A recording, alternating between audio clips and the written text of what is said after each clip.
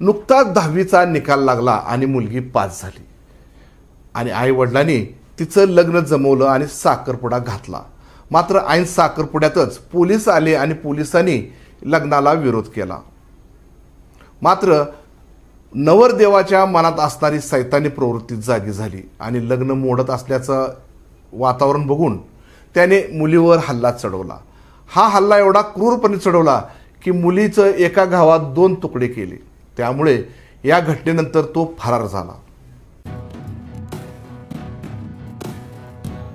कर्नाटकमधून एक धक्कादायक घटना समोर आली आहे। कोडागू जिल्ह्यातील सुर्लाबी गावात गुरुवारी संध्याकाळी एका तरुणाने अशी घटना घडवली की ज्यामुळे सर्व गावकऱ्यांना धक्का बसला आहे। लहान मुलीशी लग्न करण्यापासून रोखल्याचा राग मनात धरून एका तरुणाने आपल्या नववधूचा शिरच्छेद केला आहे। आरोपीने मुलीचे कापलेले शीर सोबत घेऊन फरार झाला आहे। कोडागूची एसपी राम राजन यांनी सांगितले की आरोपी विरुद्ध कलम 302, 307 आणि पोक्सो अंतर्गत गुन्हा दाखल करण्यात आला आहे। यासोबतच मुलीच्या आई वडिलांना देखील गंभीर जखमी करण्यात आलं आहे। कर्नाटक पोलिसांनी दिलेल्या माहितीनुसार गुरुवारी कोडागू जिल्ह्यातील सुर्लाबी गावात मीना नावाच्या मुलीचा सगाई सोहळा पार पडला।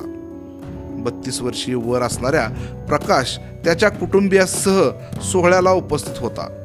दरम्यान मुलगी लहान असल्याची माहिती कोणीतरी चाइल्ड हेल्पलाईनला दिली। बाल कल्याण विभागाच्या अधिकाऱ्यांनी घटनास्थळी पोहोचून तपास केला असता मुलीचे वय 16 वर्षाची असल्याची पुष्टी झाली। त्यानंतर दोन्ही कुटुंबाचे समुपदेशन करून बालविवाहापासून रोखण्यात आले।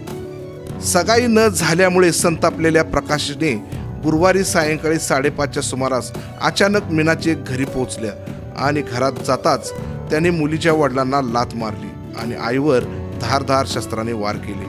त्यानंतर त्याने मुलीला खेचून घराबाहेर काढले। या दरम्यान आरोपी प्रकाशने मीनाला घरापासून 100 मीटरपर्यंत दूर ओढत नेले। आरोपीने मीनाच्या डोक्यावर धारदार शस्त्राने वार करण्यास सुरुवात केली। डोके शरीरापासून वेगळे होईपर्यंत त्याने हल्ला सुरूच ठेवला। चिडलेल्या आरोपीने मीनाचे कापलेले शीर सोबत घेऊन पळ काढला। एसपी रामराजन यांनी सांगितले की तरुणाच्या वेडेपणाची बळी ठरलेली मीना 3 बहिणी आणि 2 भावांमध्ये सर्वात लहान होती। त्यांनी सांगितले की मुलीच्या जखमी पालकांना रुग्णालयात दाखल करण्यात आले असून आरोपीचा तपास सुरू आहे।